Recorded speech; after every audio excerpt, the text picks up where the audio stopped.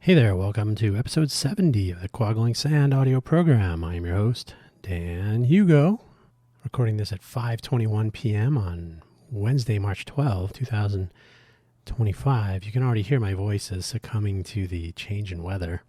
Trying to get back to the improvement tip on which I was. So we'll see if we can make it through the show. Very annoying.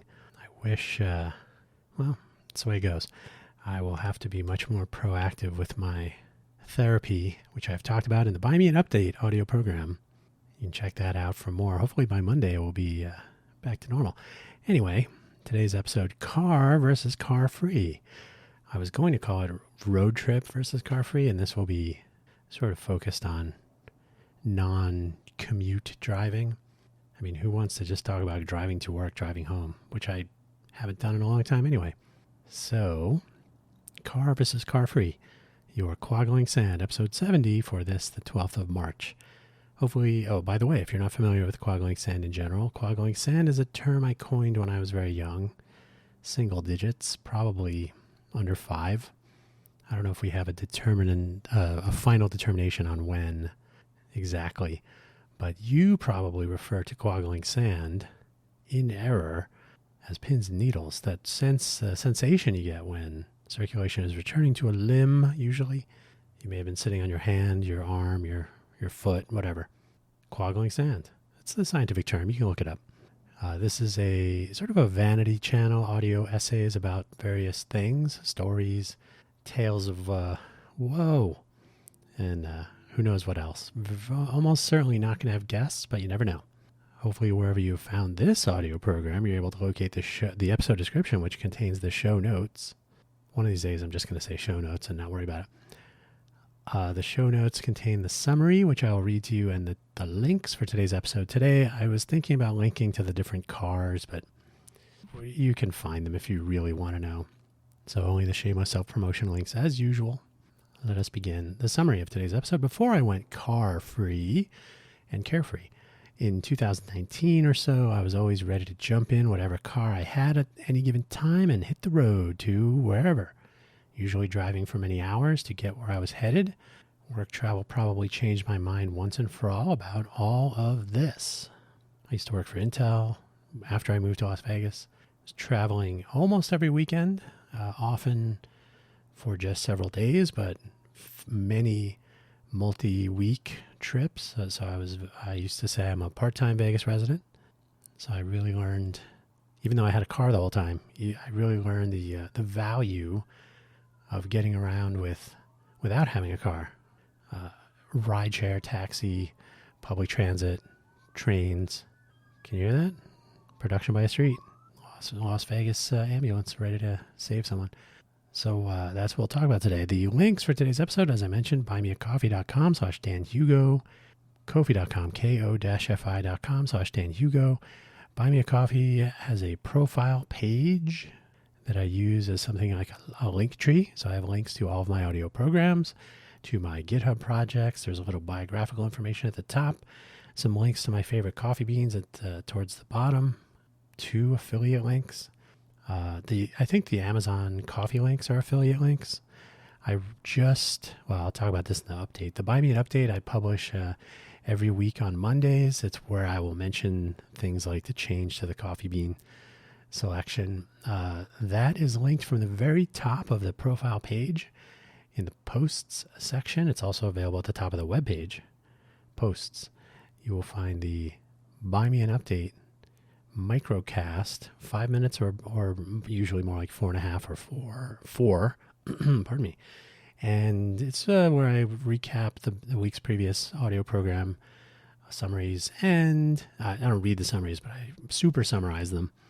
And then what's coming up for the week. So I can announce things like swapping out one of the coffee bean selections on my Buy Me a Coffee page. Check that out if you want. No obligation to spend any money for either of these, as usual. Not doing this for the money, just for the fame. Ko-fi.com/DanHugo does not allow, they do not host, certainly, audio or video, as Buy Me a Coffee does. They do allow linking to audio, but they don't allow linking to Buy Me a Coffee for some reason. So Ko-fi.com, Ko-fi.com, I always say that to emphasize that it's Ko- or dash Fi ko-fi.com/Dan Hugo. I usually post a textual update there. I've had both of these platforms for many years. Not in danger of cashing out and retiring to my own island or anything like that. So check them out if you like. It's an easy way to find all of my audio programs on buymeacoffee.com and whatever I really try to get into with Ko-fi.com. Now let the audio program begin for real. My first vehicle was a 1970 Volkswagen Bug, which I used to get to school and to work. So really just commuting. I got to work at the McDonald's in our local mall, the Metro Center Mall, which I think has been demolished, if I've heard correctly. High school was 5 miles away, and the mall was right in the middle. So usually well within that 5-mile radius you always hear about when it came to driving. The only collision my Volkswagen ever got into was when I was not driving it. So no collisions for me. My big road trip in the Bug was Flagstaff, Arizona, where I went to do some work for a professor there at NAU, Northern Arizona University. Computer stuff, of course, so I think I made 2 trips up there in the Bug. I would leave my car behind as I went off to college at Harvey Mudd and would spend 4 years getting a ride here and there for longer trips and walking around the town otherwise. Walk to the mall, walk to the Thai restaurant, walk around campus, of course. Perhaps a life lesson, not from classwork.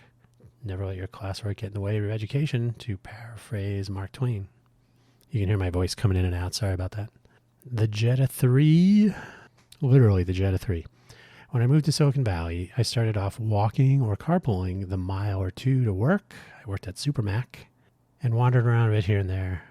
But I did ultimately get another Volkswagen, this time a white Jetta 3. I leased the vehicle. I didn't have much money, so leasing made sense, and I would lease cars. I would roll over and all that stuff, and so a conveyance. Ultimately, I did not like this car so much, but for the reasonable mileage and the huge trunk, into which I would eventually place a custom-built subwoofer enclosure. It's one of those hobbies from college, speaker building and whatnot, which I think I've talked about previously. Got to edit those typos when I see them. This was my first car with cruise control, which made a longer drive more convenient. I would swap out the factory stereo head unit for an Alpine CD player and a 6-disc changer in the glove compartment. So I was all set to hit the road. And hit the road I did. Every few weeks I would drive down to Harvey Mudd College or the general area, usually both, to visit my former roommates who lived nearby. They lived in Southern California. The campus itself for some of the underclass people who I still knew and talked to, and various hangouts that would only be found there in Southern California. The hangouts would include Sanam Cafe in Pomona. That was our Thai food hangout, open till 3 in the morning. The Donut Man in Glendora, famous donut shop, used to be called Foster's Donuts. Many a unicycle was used to get there and back with many a donut. A visit or two to Tower Records, no longer in business, if I'm recalling correctly, in Riverside. That was a frequent road trip of sorts. Hey, anybody want to go to Tower? Sure. Get off campus, maybe buy a few CDs, and maybe 1 or 2 other spots. So I was just kind of tooling around town. This was probably the car and the time when I did the most sort of unnecessary road trips. It was 5.5 hours from Sunnyvale, where I was living, to Harvey Mudd College. A trip to, if I were to go on to Phoenix, I would stop in Claremont, and then usually I didn't have to stop, but I would pass through as though I were going to stop. And it was another 6 hours or so from the Claremont area to Phoenix and back. So for holidays, one of those trips included some horizontal rain one time. It was quite a storm and quite an adventure.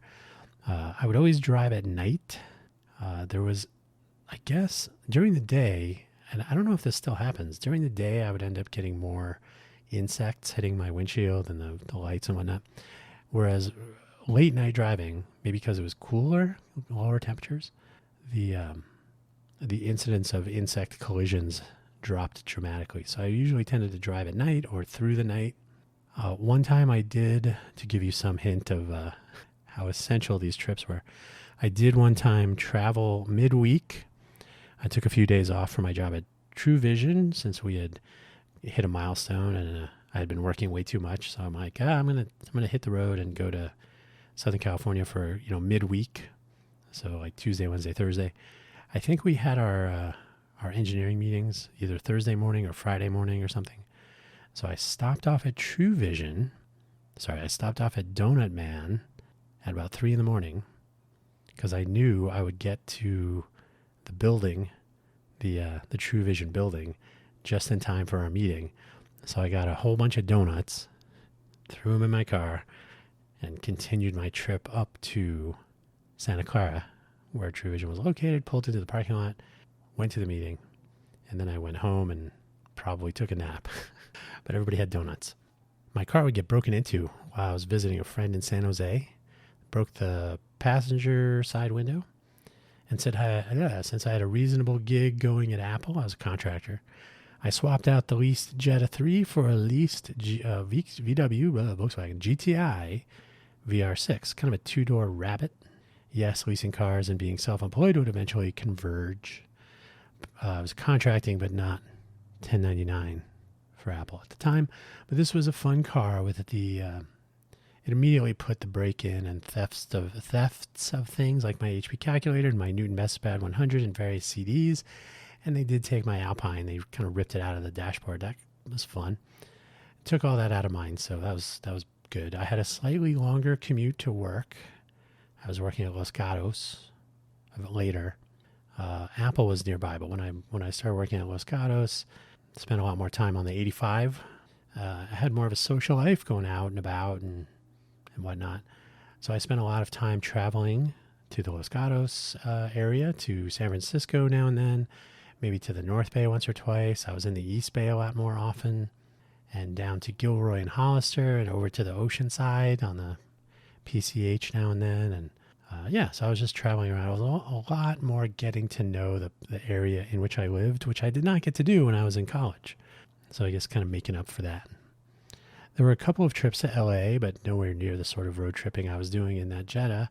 Maybe some of that travel was angst, missing the old SoCal people and places, and not quite settling into Silicon Valley initially, especially since I lacked a car all through the college years, so I got around a little bit down there. But now my little GTI was zipping around more locally. To give you a sense of how fun it was, my college colleague Bill was visiting and staying with me in Sunnyvale before we sent him off to France to work in the SCM Microsystems La Ciotat office for like a month. I think it was during the summer. I think that worked out pretty well for Bill anyway. So he was so we were driving to Los Gatos to work, and a Ferrari drove by us on the freeway pretty quickly.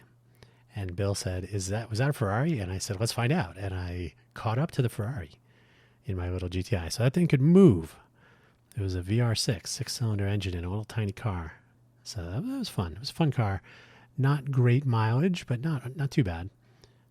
Definitely probably my second favorite vehicle. And then I got a new Jetta, of course. I swapped out my GTI for another Jetta. This time it was a 4-cylinder turbo with the new, at the time, blue instrument panel lights, bucket seats that were quite comfortable, and 4 doors for normal adult passengers to join in on any travels. It's fun having a 2-door car, but if you're interacting with people that are not teenagers, getting into those back seats becomes dramatic. So yeah, time to be an adult. 4 doors, 4-door sedan. It was a very comfortable car for longer trips. Had the cruise control, had the blue soft lighting, comfortable buckets. All my road trips were within California, or maybe a visit to Arizona once or twice, though, and these were not many overall. So I'm, when I was preparing this, I was like, you know what? All of my road trips are California, Arizona, and then Nevada eventually. Not since I was my sister and I, with our parents, of course, they only very rarely let us drive. The road trips from New Jersey area to Florida, or driving when we moved to Phoenix, we drove cross country in the family truckster known as the what was it? The some sort of a Volare or something. So I can't remember who made that car. Pontiac or something. I don't know. Station wagon. And then we drove from Phoenix to Florida once, I think.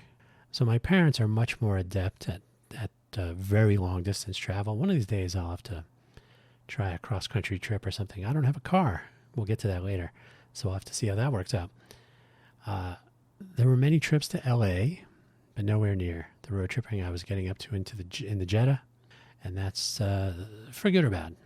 So then I got another Jetta. You see, I moved to Phoenix. That was the longest ride I think I ever took in that the turbo 4-cylinder Jetta.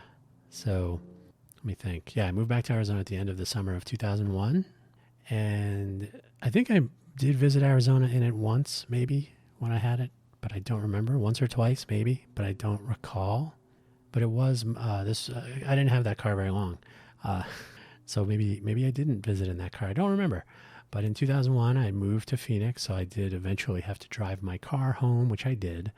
This was a one-way trip out of California in a car I drove around Phoenix for a few months until we got hit and run by an older lady with dementia who her airbags went off and hit her in the face and she drove off.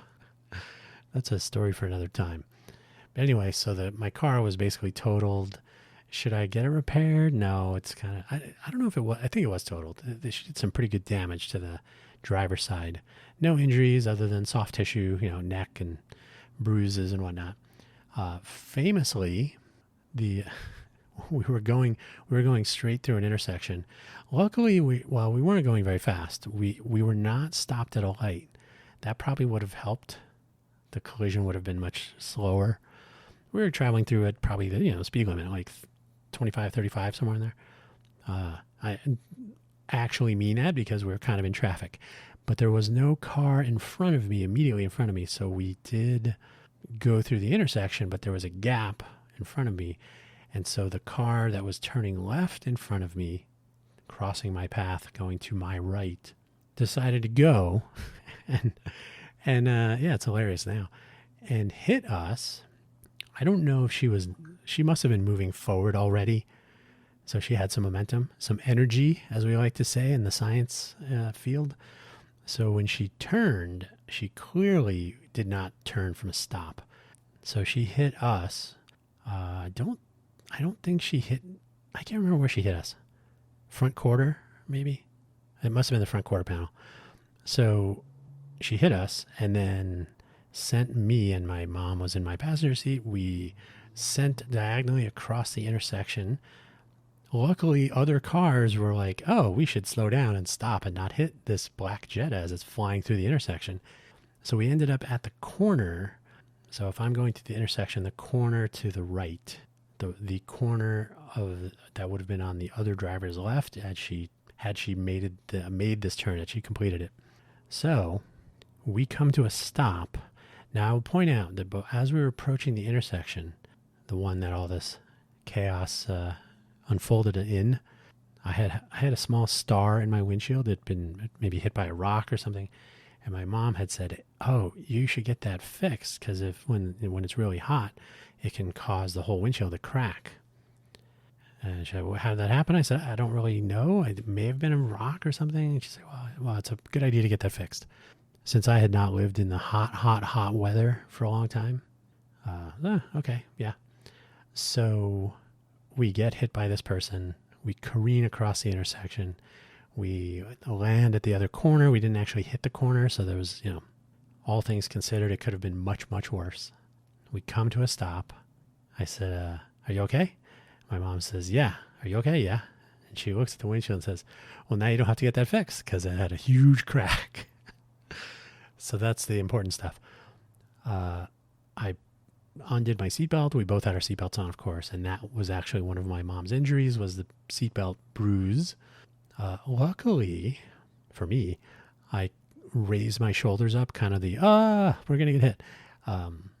So that helped with neck motion, so I didn't get too, because we were hit kind of from the side. So, and as it turns out, my mom was twisted a little bit in the seat, so she was facing to the left slightly. I don't know how the physics worked out on that. But I was able to open my door. That's why I'm remembering it was the front quarter, because I could barely open the door. And I heard people in the intersection yelling, "She's leaving! She's leaving!" And the woman that hit us, I would meet her later down the street, completely unaware of what was going on, but she had spun around 270 degrees. 270? Yeah. So she was initially pointing, opposing us, and ended up pointing to my left, her right. So she was making a left turn, hit us, spun around, and is now driving off in the other direction. So where she was making a left turn, she was now going in what was effectively a right turn. Does that all make sense? So she's tooling down the street, and people in the intersection are yelling because hit and runs were a bad thing in Phoenix, rampant. So a guy in a pickup truck yells, "Get in." So I go, "You stay here?" My mom's going to stay with the car. So I get in his car, and we chase her. And she's not getting very far. A mile down the street, if that. He drops me off. I get to her car. I look in the passenger's window. The airbag has punched her in the face. She is a little bit of blood from her mouth, but not too bad. A little bit more dazed and confused, probably as much as before the collision. And she said, "Somebody just hit me." I said, "Well, you hit us, and then you ran away." So I called the police, et cetera, et cetera. So all of that rigmarole is for another time, perhaps. But end of the day, I've decided it was maybe a good time to switch cars. So I had read about the TDI, the Volkswagen Turbo Diesel. I don't know what the I stands for, but I think it's Turbo Diesel Injection, maybe? I don't know. Could I look that up? Of course. The Volkswagen take on a diesel engine in their sedans. And I figured this would be an interesting opportunity to give it a try. I ordered a black Jetta TDI. They did not have any because it was not huge demand for them. So there was none on the lot to even try out. And it had a 90 horsepower engine, which made it less popular with people. They were very put off with 90 horsepower. What is it, a lawnmower? That sounds crazy, but no, this was a great car. Some of the things that made this my favorite car of all time, of all of them. It's not like I'm Jay Leno with a garage full of, but no, all of the cars I've owned, this was my favorite.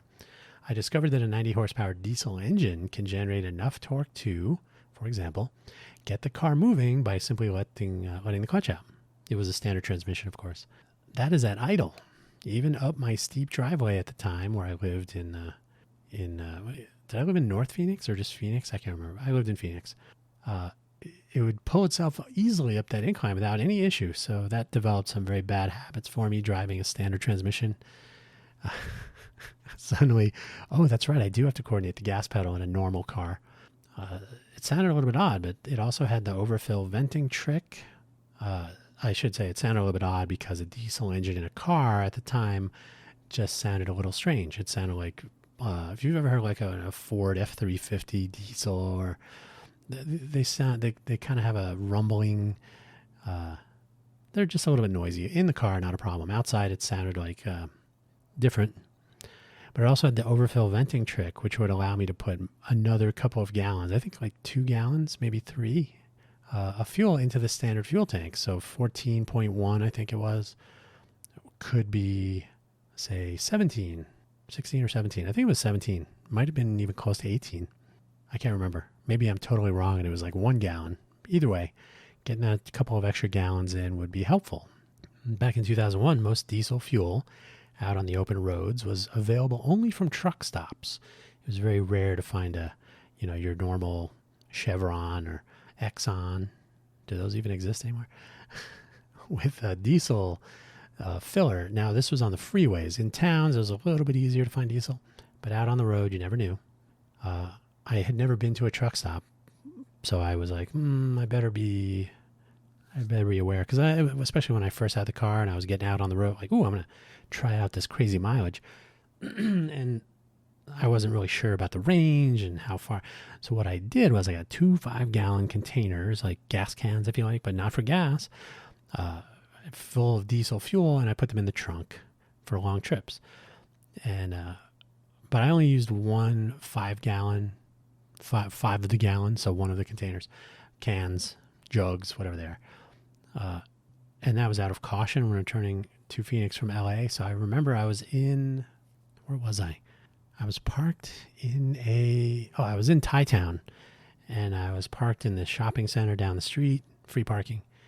So while I was in the parking lot there, I dumped 5 gallons into my fuel tank. So I could totally make it home from LA just with that. So it was really an abundance of caution. I probably could have made it home anyway. I got something above 50 miles per gallon with road driving, and then on the freeway is probably higher. I think I don't remember how many. I could get easily 750 miles per tank, maybe close to 1,000. I think, if I'm remembering correctly. The one time I did stop at a truck stop, the guy behind the counter gave me a kind of a funny look, like because he saw my car parked at a truck filling spot. He said, this is diesel, right? And I said, yeah, I'm going to put 15 on pump 5 or whatever it was. So I was going to fill it up. So maybe it was 15, maybe it was 5. I don't remember, but whatever I said. The funny thing about truck stop fillers, if you go to a pump at a truck stop in the truck section, now a lot of truck stops have a normal car with diesel, but here the diesel was only available in the truck section. They're designed to fill 100-gallon fuel tanks, not 15. The nozzle did fit into my car receptacle, which was cool. So the full size, oversized even nozzle of a diesel, and the filler receptacle in the diesel vehicles was huge by comparison to there was no little blocker. There's no sizing element to make sure you don't put regular and unleaded and all that stuff. So diesel. But I will say 100 gallons. When I squeezed that thing, it almost shot me across the bay because it was very powerful. It's designed to fill a 100-gallon tank.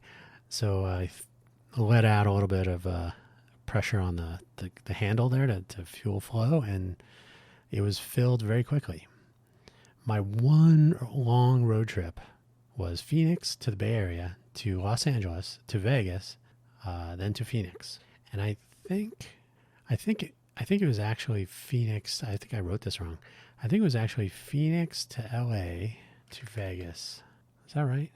Yeah, because I went there for my friend's bachelor party. So I think I stopped in LA, then I went to Vegas, then I went to no, this doesn't sound right. I think it was Phoenix to the Bay Area. Anyway, I went to Vegas twice in a week, sort of leaving and entering. Anyway, this whole road trip, I only had to stop to refuel twice. Now that I knew the range and I knew where the truck stops and the other non-truck stop diesel fuel enabled gas stations were. So I think I stopped to fill up twice through the trip. I obviously stopped and filled up one last time when I was home. But, or you could say I filled up before I left, or either way. But during the trip, I only stopped twice. And this was a road trip of well over 1,000 miles. That's why I'm saying I think, the range was pretty good. I was fairly confident about the range and the fill option, so I was maxing it out just to see how it would work out. And it was a fun trip and a reminder that road trips are not to be left off the menu if possible. So it had been a while since I did a really long road trip, and this was much, much longer than I had ever done before in the space of like a week or two. And when you do a road trip, you have a car, you have a vehicle when you arrive at a destination. So when I was in the Bay Area, I could zip around and, go see this person or go to that place or whatever. Same in the rest of my waypoints. So yeah, I don't actually remember exactly. It might have been Phoenix to Vegas, to LA to Bay Area, to LA to Vegas. I can't remember now. It was a long trip, but it was a fun trip. Driving by myself is fun, and I can't say that I miss it, but it is fun when you're doing it, I guess, if that makes sense. So the most utilitarian aspect of this car, the Volkswagen TDI, Jetta TDI, was apparent when the fuel supply line for Phoenix was interrupted. So there was a pipeline that was running from the southern Arizona, like Tucson area, to bring fuel, gasoline. I'm going to guess multiple lines. I don't think it was a single line, but I don't know. Never went and visited it myself. Visited it myself. But anyway, the supply of fuel, gasoline, reaching Phoenix was interrupted due to some problem at this pumping station or whatever it was. And so the local gas stations were empty no fuel today, no gasoline, no gas. I think that was probably the most obvious. They would place little covers on all the filler nozzles and whatnot. But here's the thing: that those gas stations that did have diesel, remember, were in town. Those were available. So once or twice, the whole thing went for like 3 days. So the one time I went to get myself some diesel fuel, I pulled up to the pump, and before I even got out of the car, my car, other cars started lining up behind me. So I get out of the car and I said, "This is diesel." And they all looked at me like I was my fault. And they grumbled and drove away. So I was fine. I could get around, no problem.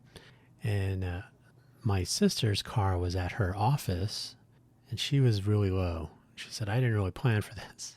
So I'm not really sure if I can even make it home." And my parents didn't really have much because, we're very conveniently able to get gasoline whenever we want. So we found out that there were supply trucks coming up from Tucson. I went and got my sister at her office, and we drove south until we saw a tanker truck. Then we flipped around on the freeway, get off, cross, get back on, and go north. And we got behind the tanker truck, which is also diesel, of course. And we followed it all the way to the gas station where it was going to supply that station with gasoline. I had my 2 5-gallon receptacles, but not for diesel this time, but for plain old petroleum. I was going to say petroleum, but petrol. We filled up both, and they were like, you can't go take in a bunch of gas. I said, "I have a diesel vehicle, but this is for my," and they're, "Oh, okay. So 10 gallons, people were okay with that." We filled up the 2 5-gallon gas cans, right? And drove off, filled up my sister's car. Then I went to my parents' house and put some gas in their cars. And, so fuel was coming in, but it was like people were getting lined up because we've gone without gasoline for 20 minutes. We can't do it. So this had at least enabled their cars to at least go to another gas station later. So that turned out to be a pretty good deal, not having to rely on gasoline. And again, diesel was fine. I would get a diesel vehicle again in a moment.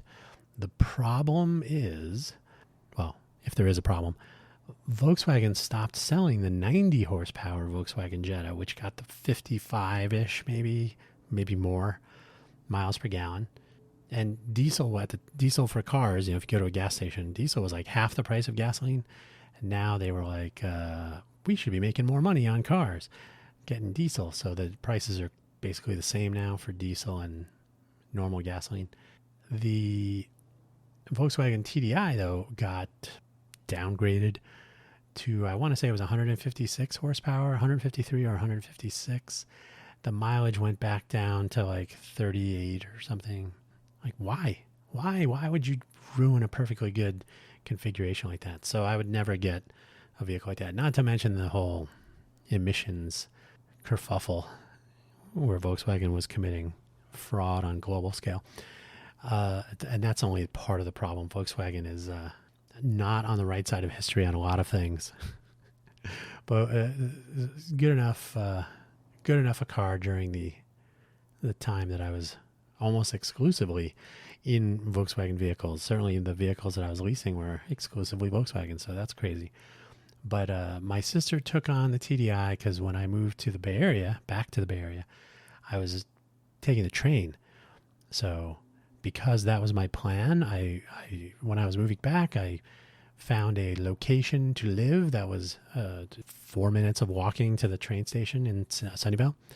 And I got my monthly train pass. I would just go up to San Francisco and work. So I'm like, I'm not even going to bring my car. Don't need it.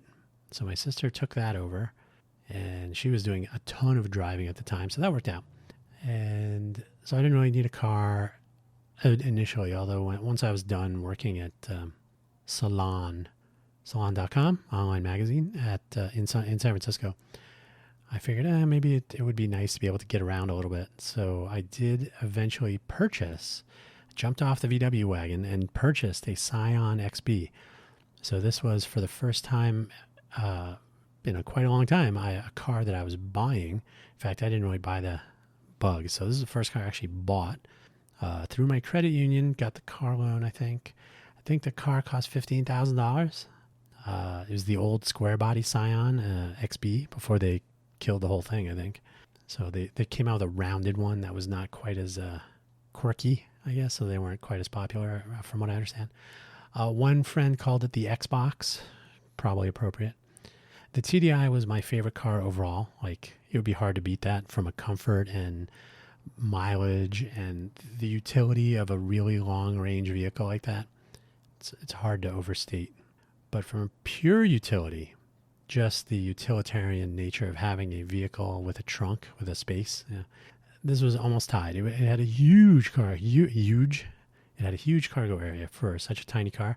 I think at the time they said the internal seats folded down, internal space was equivalent to a Ford Bronco, I think, for such a tiny car. I was okay, interesting. Toyota Scion was a Toyota brand, badge. No, Scion was a badge on Toyota manufacturing, I guess you could say. So Toyota transmission, Toyota quality. It was a fine vehicle. Got pretty good mileage, 4-cylinder gasoline engine. So very comfortable to drive, standard transmission, right? So standard Toyota transmission, piece of cake. Very easy to get in and out of because of the height and the doors and whatnot. So you didn't have to climb up or crouch down. So very easy for 4 doors. So if I had any older passengers that needed to get in, very easy to get in and out of. So it was very convenient.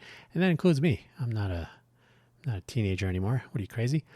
I actually took a couple of road trips in this car, at least one to Vegas, a couple of times to LA. I think I went once to Phoenix.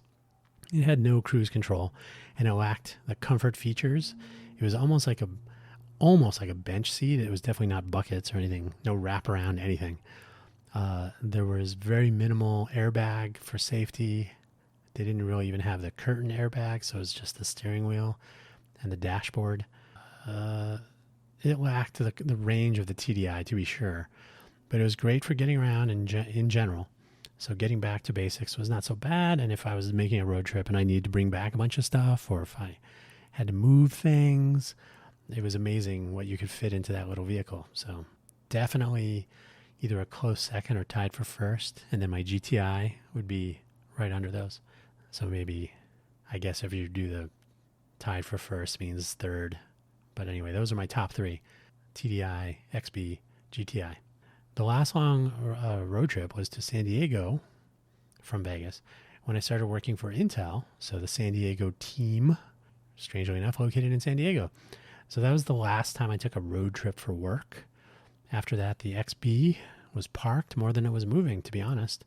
With all of my work travels, it was literally parked in the parking lot of the apartments where I lived. I think once when I went to my first trip to Ireland, I was gone for 5 weeks, and I had a garage at this apartment complex, an actual garage, like individual single car. So I put my car in there because I'm like, I don't know what's going to happen for 5 weeks. But all of my other trips were like 2 weeks, 3 weeks, every weekend. And I just left it in the parking lot, and I never had anyone break into it or steal the catalytic converter or anything, which in Vegas that's insane. That's why I never win at gambling, because all the karma went to my car, sadly. I don't really gamble. So that was the last long road trip. Got back. Then it was just tooling around Vegas every once in a while when I happened to be in town.